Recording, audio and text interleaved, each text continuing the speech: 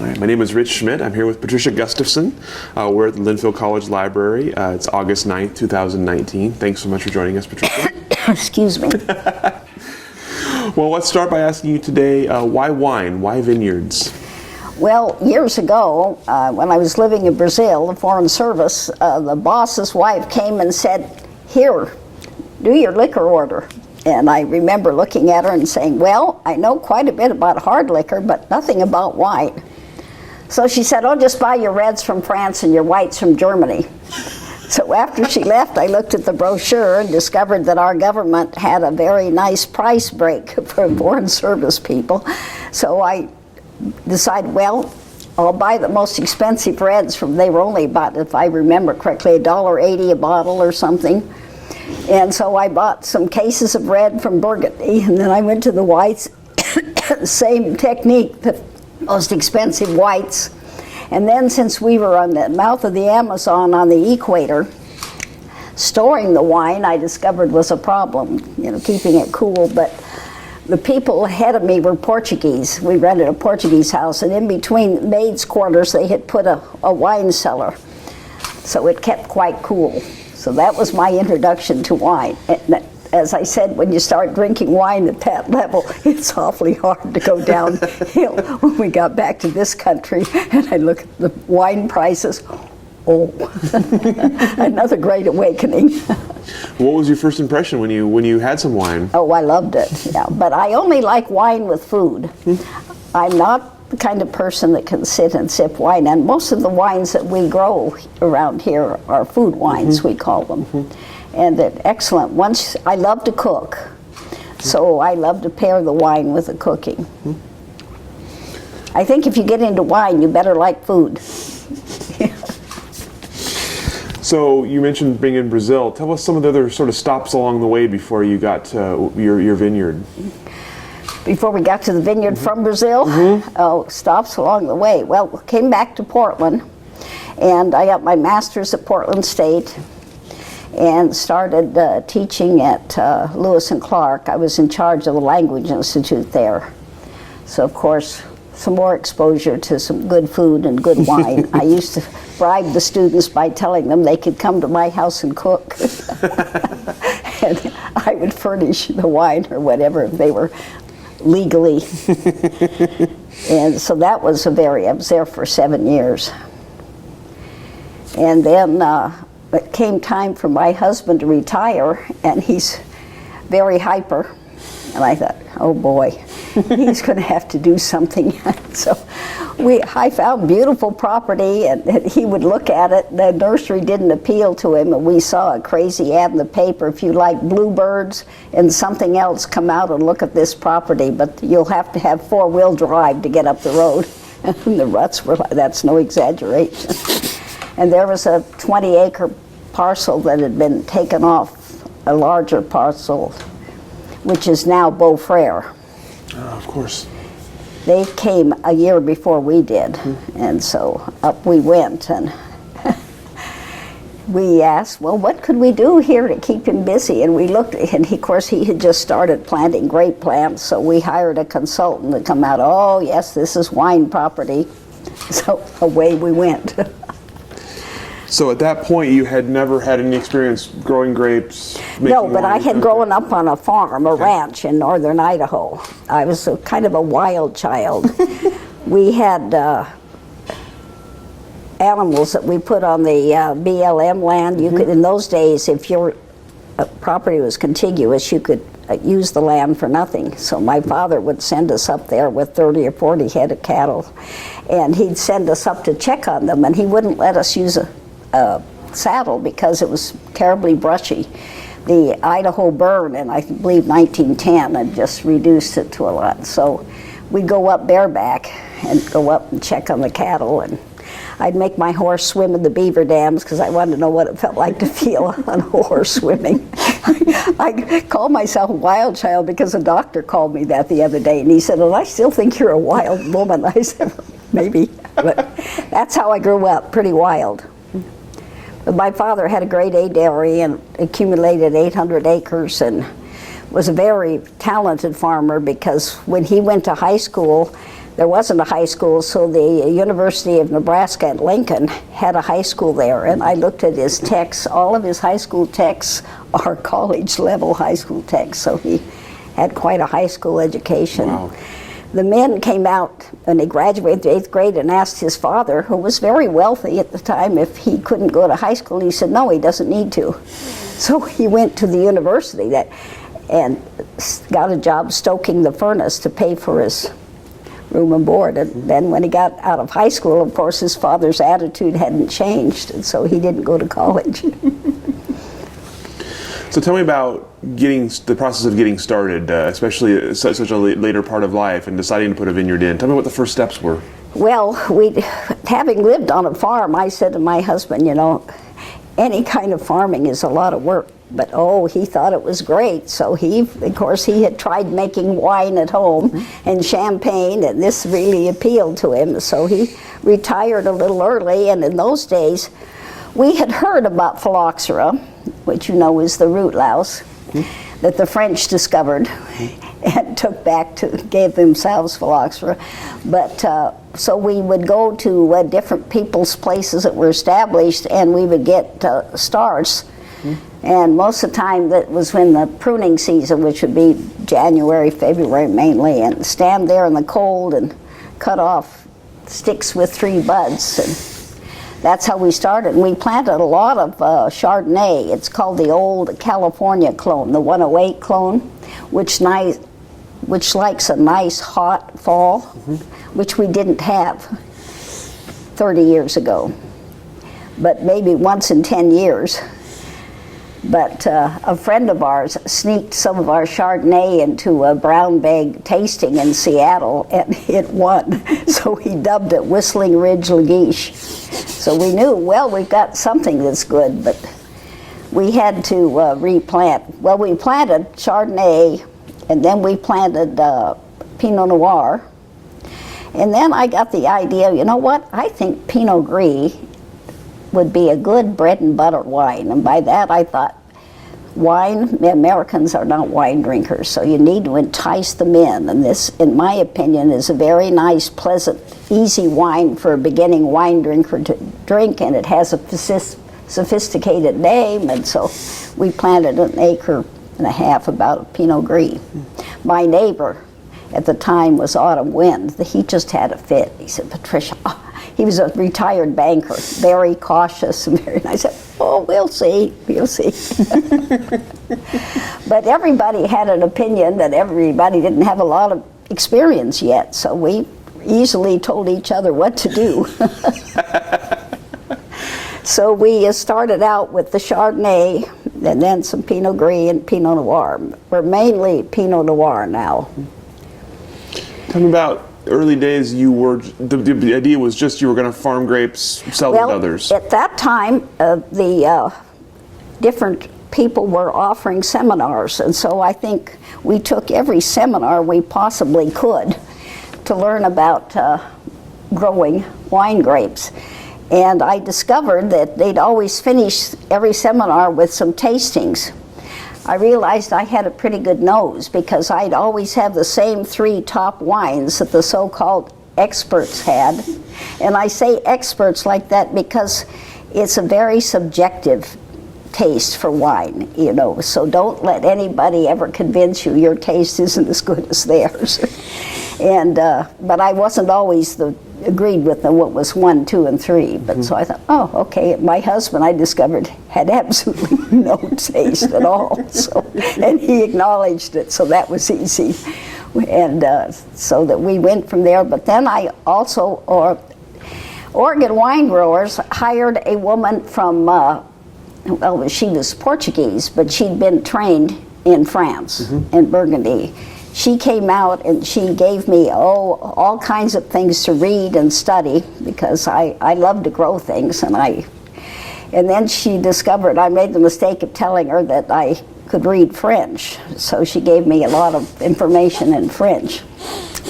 When I got through, I said, I think I've got another master's degree in viticulture.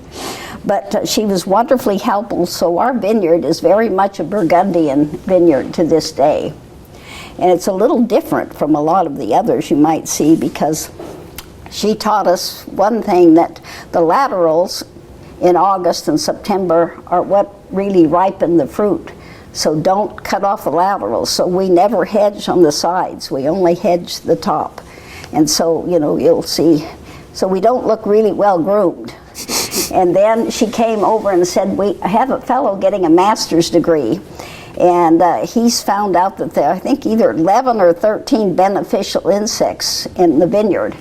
And he would like to finish his degree and use your vineyard. I said, sure, I'd like something like that. So he came up with the idea that we would mow one row and let the other row grow when it got ready to go to seed, and it would mow and the other one would come up.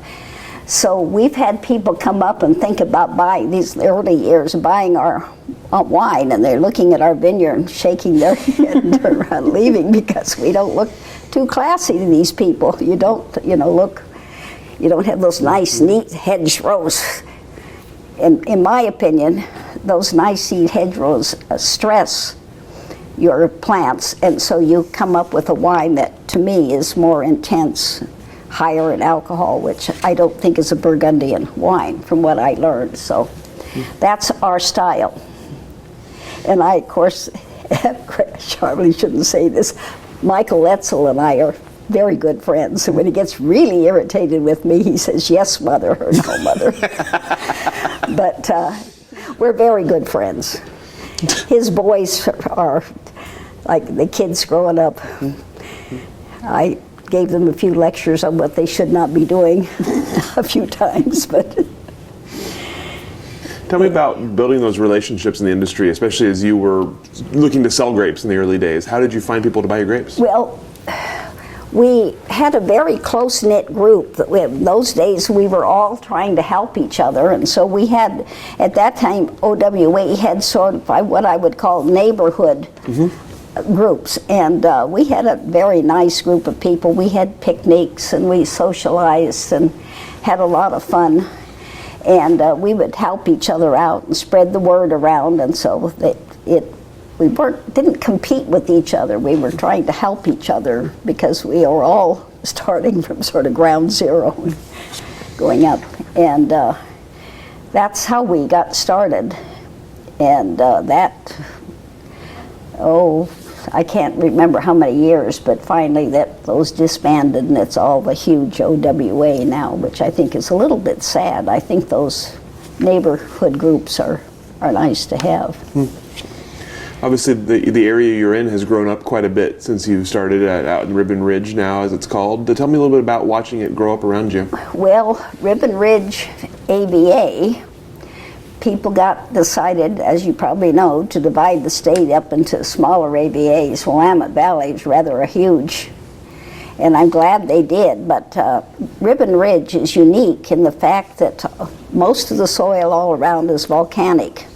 And for some reason, Ribbon Ridge is a little push-up of ocean sedimentary soils. So if you have land in the Ribbon Ridge AVA, your wine tastes different from the other wines, and it's becoming quite sought after, and the price and value of the land has done nothing but go up. So that makes it unique. I think someday, I keep telling newcomers and people who will listen that I think it'll be world famous someday. And now Beaufrere Michael had two partners. One was his brother, Robert Parker. I'm sure you're familiar with that name, right? And another man from Canada. And then the two of them decided to sell out, and they sold out to a large company, second or third largest in the world or something. It's called Henri.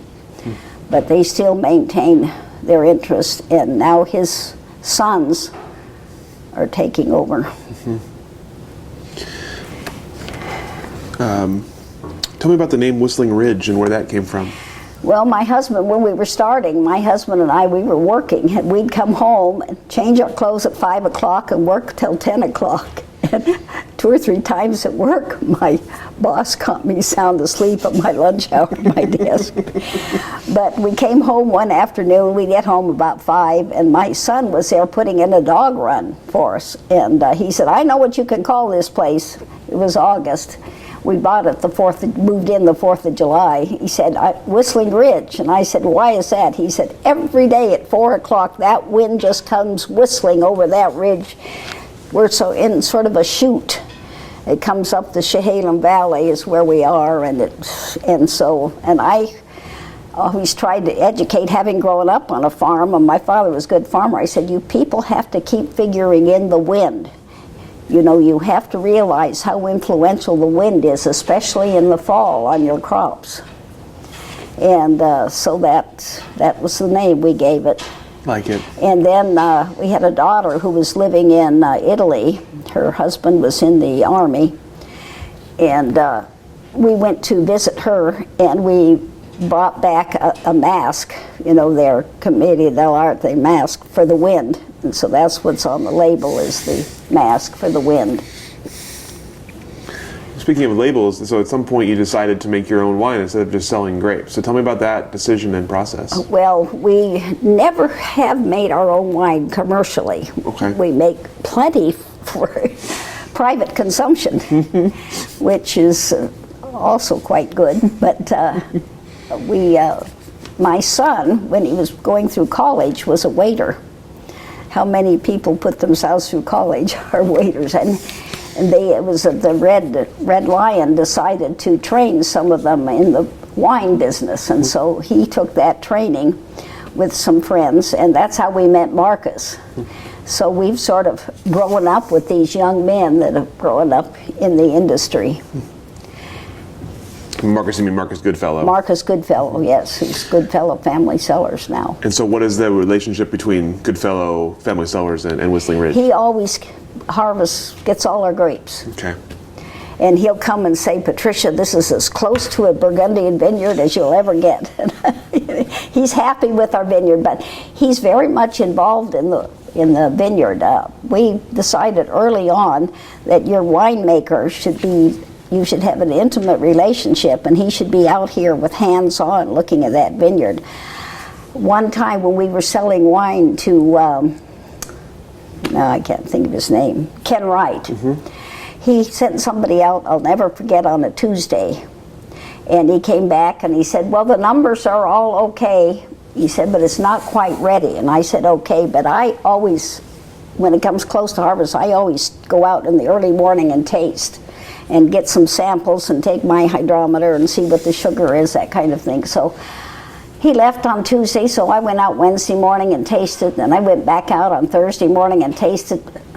They were ready. I could tell they had made some kind of just a change that chemically the chemists can't detect. It's a taste thing. It's very subjective again, but so I called Ken up about 10 o'clock and said, "Ken, these grapes are ready to pick." He said, "I just had my fellow out there Tuesday," and so we started to argue. And it got a little bit intense for a while, and I finally said, "All right, Ken, just this one time, will you please just please me and come out and send your guy back out again and have him do some tasting and take some samples into you and do it again?" So about 1 o'clock, ring, ring, ring, "Patricia, can you have a crew there to pick tomorrow morning?" Sure can. But I had learned that because I'd been helping my neighbors, and the first lesson I learned helping them, they had grapes from different vineyards, was there was such a difference in taste from vineyard to vineyard.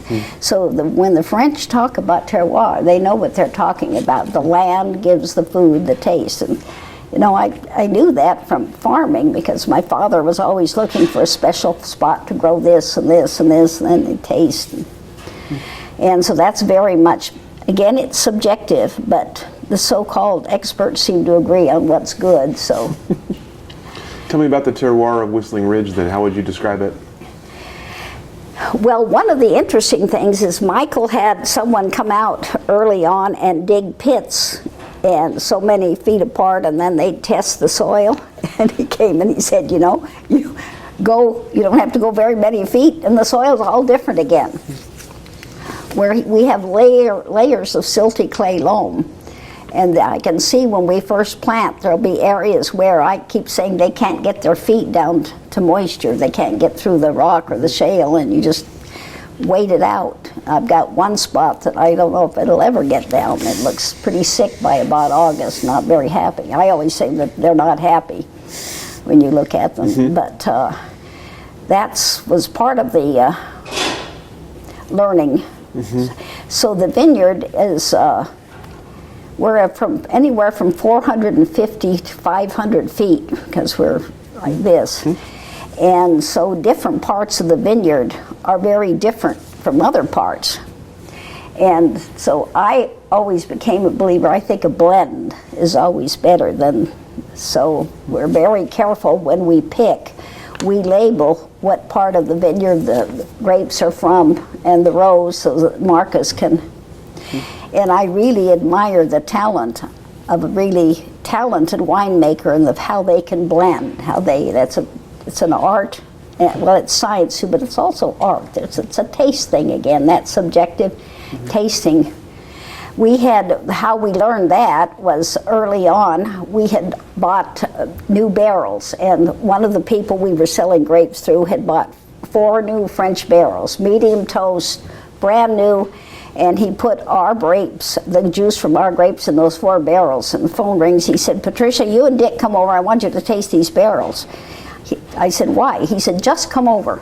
I said, "Okay." So we went over, and he made us sit down in chairs and gave us glasses, and he gave us a glass from the first barrel. He said, "Now these barrels are all the same, right? Certified by the French." I said, "Yeah, but you know those Latins." I said, "One day they might have a few more glasses of wine. The toast might be a little more intense here." And I knew after living in Brazil 5 years. So. Okay, he said, "Well, just taste it." But each barrel was different. Same everything. Everything was the same except the barrels. That's what we all found so interesting. So again, your barrels are extremely important that you put your wine in, and that's where I think a lot of the talent of the winemaker comes in, being able to taste his barrels and decide how to blend or not to blend. And especially our vineyard, because from place to place it changes so. You've talked a little bit about sort of all the family who've been a part of of Whistling Ridge over the years, the kind of family operation. Tell me a little bit about that, how that came to be, and sort of all the different people who've been a part of it. Well, we always envisioned that there would be a family operation. We're a family, though, of teachers. Their father taught drawing and painting, and I've always been a college teacher. I love to teach people to write. I like to get inside their heads. And I just find teaching writing very interesting and very challenging. But then the oldest one was superintendent at Woodburn. He just retired, and he's the one that lives a mile from us, and he has a couple of acres of grapes, and he calls that Whistling Ridge North. Then the next son, at first everybody was enthused. You know, they were out digging holes and crawling around planting, but that enthusiasm kind of dissipated.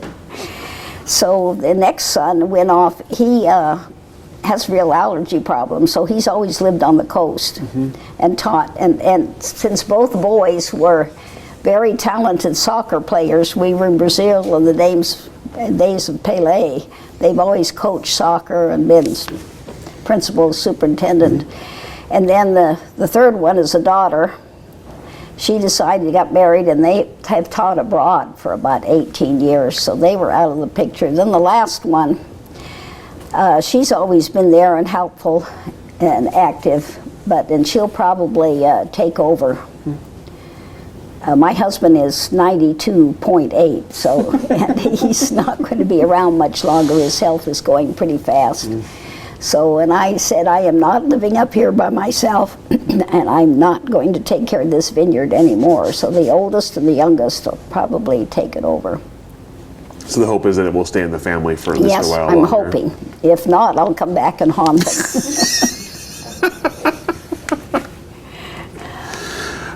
So over the years, as the vineyard has grown, you mentioned putting in Pinot Gris, for example. Have you thought about putting other things in? Has it pretty much always been the basic 3 grapes? Well, no, tinker. Marcus makes what's called a blend. So we have some rows, about 8 rows of Riesling, and then we have a few Sauvignon Blanc sitting around and a few of this and that, and so he harvests all that and some Pinot Noir and whatever's left over after harvest. He doesn't list all of them on the bottle, but he makes this white blend that is just so popular, they can't keep it. And again, my theory, I always think the blend is better, but they're every kind of grape you can imagine, so that we've got a little bit of out there.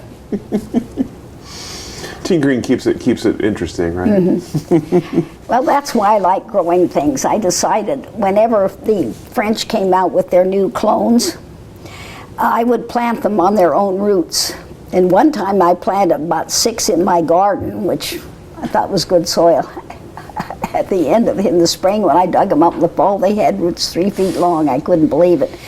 But the French, I guess, found in one of their cobs, they had planted over the top of it, that the roots came down 50 feet. So the grapes I decided they're part weed and part plant, especially the 667 and the 777. They reminded me of a rose bush.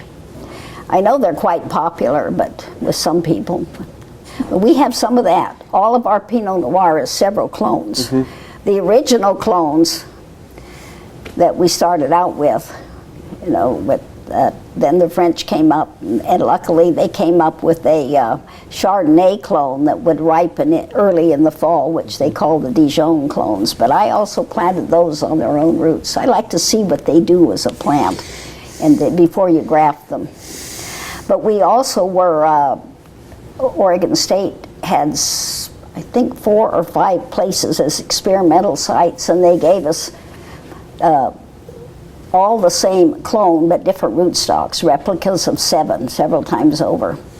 And then the first year, they didn't come out and prune them. I said, "Are you going to come out and prune them?" No. I said, "Well, how can you see how they grew?"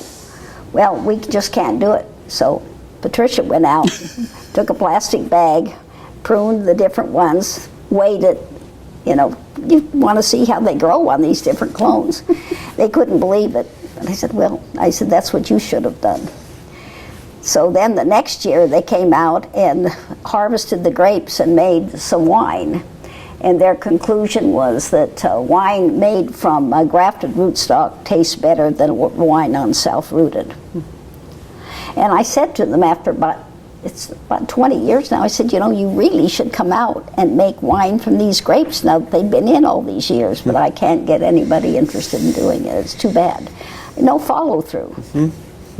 I talked to someone one time on the board, and he thought that was a good idea, but I never saw or heard of anybody now on. But the grapes that they gave us a couple of presents, Phylloxera and dagger nematodes. So I had them come out to see what was wrong. I knew the plants, they were different. And they said dagger nematodes, I got to pay $300 for them to give me that information on plants that we paid for. But that was an interesting experiment with those. Tell me about dealing with that with all the kind of things that can go wrong in a vineyard, and clearly you must have seen a lot over the years. How have you dealt with sort of powdery mildew and things like that? Well, mildew is always a problem. This year is an especially bad year for mildew, and so we put a lot of sulfur on up until as long as we possibly can. We try to be as organic as we can, but now we're putting on it's supposed to be a safe chemical. I forget the name of it. Because of mildew, my roses, I have roses all over. This is the first year I buy roses from the Oregon, and supposedly they don't get black spot and these diseases, but this year they all have black spot. They're not very happy. It's been a tough year for mildew. But again, I think because we have such wind flow, knock on wood, we haven't had a problem. We fight it. We're very careful. Marcus is honest, like, Don't get nervous, Marcus. We know, we're doing it every 10 days. Tell me about the Oregon wine industry that you came into. You mentioned the Ribbon Ridge area and kind of watching it grow up. Tell me about like what Oregon wine industry seemed like when you became a part of it. Like how big was it? How important was it? How well known was it? It wasn't. And you know, most people were just selling locally. Mm-hmm. And the big push has always been to try to get the wine out, first nationally and then internationally, which I think they're quite successful in doing. Michael Etzel considers himself sort of an ambassador, and he goes and I think having people like Henri invest in the area helps a lot. Mm-hmm.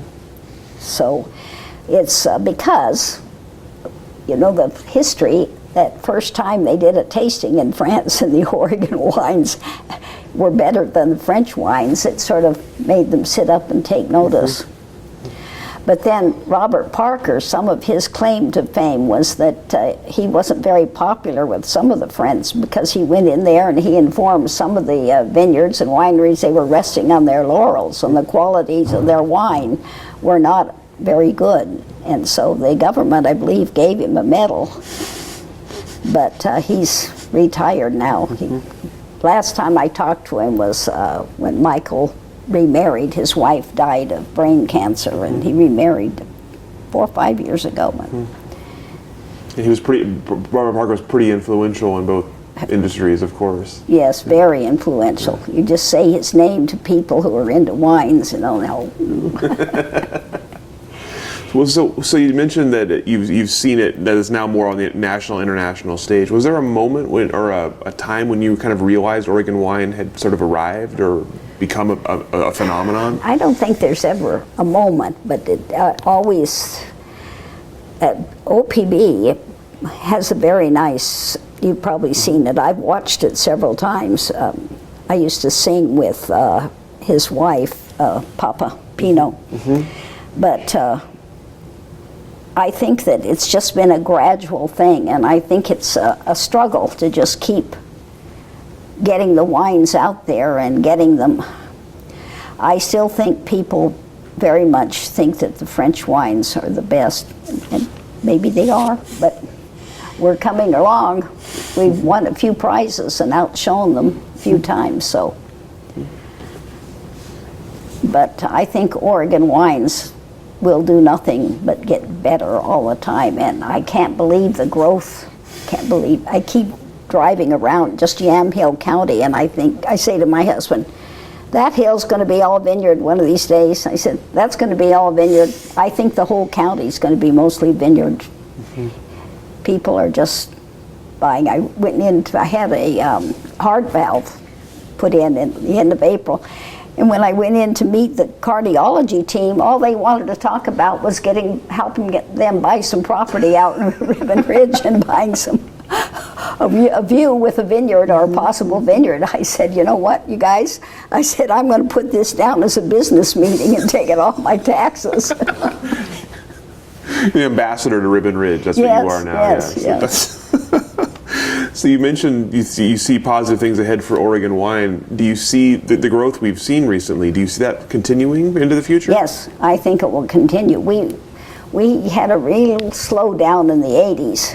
It was very hard. We had a hard time financially keeping going, but it's been nothing but moving on, and we have no problem selling our grapes. The vineyard has a good reputation. With certain people. What I love about the industry is it makes it more challenging and interesting. As I said, tasting wine is very subjective, so I think, and then people, if they think your wine is good, I tell people, if you like a wine, look at the bottle, look if you get the vineyard name and the winemaker, and then you can go and buy that wine, and you'll probably always have a good bottle of wine, and sometimes you might have a great bottle. So you talked about so some of your children taking over Whistling Ridge in the future here. What do you see in the future for Whistling Ridge? Is it going to be more of the same, or do you see more tinkering coming along? Or? No, I think it'll be about the same. We're very small. You know, that's another thing is small vineyards and wineries really, I think, have to struggle. Some people think that they're going to be all bought up, they call it, by the larger ones. I hope not, because it seems to attract small vineyards and wineries a bunch of characters, including me, I guess. And these people kind of like to, as you call it, tinker. They like to try things and sort of the character of the industry. Yes, yes, because well, you have to be dedicated. It's very hard work. When somebody said, I said, you know, you may think it's romantic, but it's just farming. And farming is always very hard work. It's 24/7 all the time. And they said, you have to love what you're doing to stick with it. So what was your husband's background? Did he have a farming background as well? No, he worked for Tektronix. Oh, of course. Electronics person back in the heyday of Tektronix. And when I met him, he had his own boat and his own airplane and was flying his airplane. And when we moved in up there, Michael Etzel came up and saw the boat and heard he had an airplane, and he looked at my husband and said, those toys won't last long here. And he was right. So what was your husband's reaction then? You warned him about farming. What was his reaction? Oh, he's a very hard worker. He has to be busy. He's very hyper. So he's just, but he's not, I've done most of the vineyard. He's not that, he just likes, you know, working and whatever. And he said, you're the farmer. One time when we first started, there was a machine that in those days that would, you would plant your plants, and then you drive a tractor with a machine that would put a row of plastic over it, and you know, you just poke a hole and pick the plant through. So, and we all would rent it. And so Michael Etzel used it, and my neighbor Autumn Wynn used it. So Dick and I got out there, and pretty soon Dick came in and he said, you know, you're a lot better with machinery than I am. Can you come out and look at this and see if you can figure it out? I went out and I said, no. So I called Michael. Didn't get an answer. He was gone. I called my neighbor. So we were out there still, you know, shouting at each other by this time, close to divorce. And so Michael walks up and he said, oh, he said, you're trying to figure out how to work the divorce machine. They had nicknamed him that, I guess, because we weren't the first couple that were shouting at each other over the machine. He laughed so hard. He loved it. They got us started, and we got the plastic out. And then my neighbor, Autumn Wind, I looked out my window one day, and they were laying the plastic, and he was driving the tractor, of course, and his wife was following behind with the shovel, and all I could hear was her screaming at him, shaking the shovel at him, and then finally she just threw it at him, and luckily she missed, and I just about died laughing. I said, the divorce machine at work again. But that didn't last very long. The plastic was supposed to be biodegradable. We're still picking up pieces of plastic in the vineyard from it. It was not a good idea. So now what they have is what they call an in-row cultivator, a machine that will go along, and when it hits the trunk of the grape plant, it retracts and then pops out again, and so cultivates between the plants. Of course. Of course, expensive, of course. Everything for the vineyard is expensive. But we're getting one of those this year. Before, and still someplace, you know, everybody wants to be organic, but you have to take control of the weeds in the rows between the plants, especially new plantings. And so we've all used glyphosate, I want to say Roundup. Anyway, it's Roundup commercially for the novice. And nobody wants to use that. I found out years ago that what happens is that the plant sucks that down. Even though it's a foliar spray, it gets down into the roots and then gets down into the soil. And with our heavy clay soil, that's not a good solution. So. So as you kind of look back over your time in Oregon wine, what are you proudest of? Proudest of? Yeah, what are you proudest of? Oh, gee whiz. I guess just of surviving. Being able to get through those tough times and in the hard, long days. And harvest time is always very, very intense and very difficult, especially for the winemaker. They get maybe 3 or 4 hours of sleep a night because it seems like you always have to get the grapes in now because we always seem to get rain when the grapes are ripe. And so it's in 2000, was it 2005? It was such a rainy, cold fall. And I remember Marcus coming out and we were looking at the Pinot and he said, well, he said, what do you think? We can pick now, he said, or there's a window, we're going to have a few days of sunshine in about 5 days, or do you want to gamble and wait? And I looked at him and I said, I'll gamble. He said, okay. So we got those grapes in, and that year got such a bad name. Nobody wanted it, so we just sat on ours. Marcus sat on his. And pretty soon, and this is something surprising about the wines in that Ribbon Ridge, Amy, all of a sudden, my God, they started coming around, and they're some of the best wine we ever made. So I'm sort of a believer in a cool fall harvest, but it takes a long time for the wine to come around, and then it will just change like that on you in the bottle. It's another thing you have to watch, just like the vineyard. All of a sudden it's ready to pick, all of a sudden the wine is ready to drink. So you have to keep what's called a library and keep tasting. We took a 2002, was the same thing, to a get-together when Bryce had died, and Michael and Bill Pond came over and they said, what are you going to do with that 2002? And I said, we've got a lot of it. It's not very good. The last time I tasted it, I guess we'll lower the price and give it away. He said, when's the last time you tasted it? And I said, a couple months ago. And they looked at me and they said, that's some of the best wine we've ever had. You better not lower the price and give it away. See, I hadn't been paying attention. And so it was another, it was another cool harvest, and that's why we held on to the 2005 and crossed our fingers that it would do the same thing. But it's all a learning curve, if you haven't been in the industry, and the industry is so young here that it takes years to accumulate some of that knowledge and experience. Absolutely, yeah. Does have any questions? So that's all the questions that I have for you today, Patricia. Is there anything we should have talked about that we didn't? Anything I should have asked you that I didn't?